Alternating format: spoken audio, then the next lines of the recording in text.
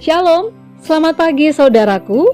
Kita berjumpa kembali hari ini dalam program Marturia Ministry. Kita mengucap syukur untuk berbagai kebaikan yang Allah nyatakan dalam kehidupan kita, untuk berbagai berkat dan cinta kasih yang kita alami, bahkan kesempatan untuk menyatakan cinta kasih Allah kepada sesama. Di hari yang baru ini, bagi kita yang mengalami pertambahan usia, baik itu kelahiran maupun perkawinan, kami mengucapkan selamat hari ulang tahun.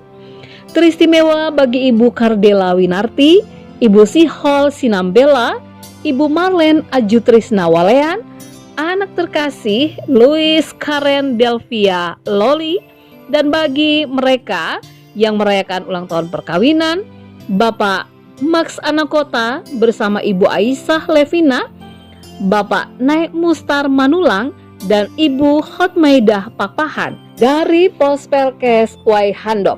Tuhan Yesus kiranya memberkati dan menyempurnakan sukacita Bapak Ibu Saudara sekalian. Kita akan kembali membaca dan merenungkan firman Tuhan. Namun sebelumnya mari kita berdoa. Kami sungguh mengucap syukur kepadamu Bapa untuk kesempatan membaca dan merenungkan firman Tuhan. Urapi kami dengan roh-Mu yang kudus agar kami dapat mengerti, kami dapat memahami tentang kekayaan firman Tuhan, sehingga hidup kami bukan hanya sekedar menjadi pendengar yang setia, tapi kami juga bisa melakukan apa yang Tuhan kehendaki dalam hidup beriman kami. Di dalam nama Tuhan Yesus kami berdoa. Amin. Bacaan Alkitab kita pada pagi hari ini terambil dari kitab Esra pasal yang ketiga ayatnya yang pertama hingga ayatnya yang ketiga yang menyatakan, ketika tiba bulan yang ketujuh setelah orang Israel menetap di kota-kotanya, maka serentak berkumpullah seluruh rakyat di Yerusalem. Maka mulailah Yesua bin Yozadak beserta saudara-saudaranya, para imam itu, dan Zerubabel bin Sialtiel beserta saudara-saudaranya membangun mezbah Allah Israel untuk mempersembahkan korban bakaran di atasnya sesuai dengan yang ada tertulis dalam kitab Taurat Musa abdi Allah. Mereka mendirikan mezbah itu di tempatnya semula. Sungguh pun mereka ketakutan terhadap penduduk negeri.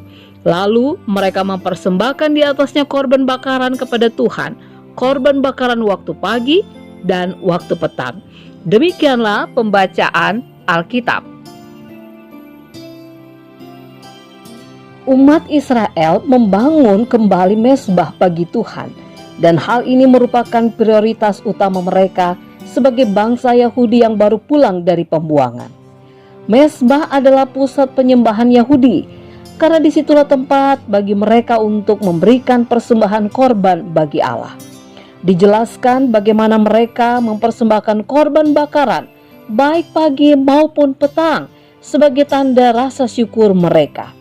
Kendati pun ada perasaan takut yang mereka rasakan terhadap penduduk negeri, namun ketakutan itu tidak menghambat mereka untuk terus membangun mezbah dan menyatakan korban bakaran mereka kepada Allah. Gerakan untuk menghidupkan kembali ibadah mendahului pembangunan kembali bait Allah.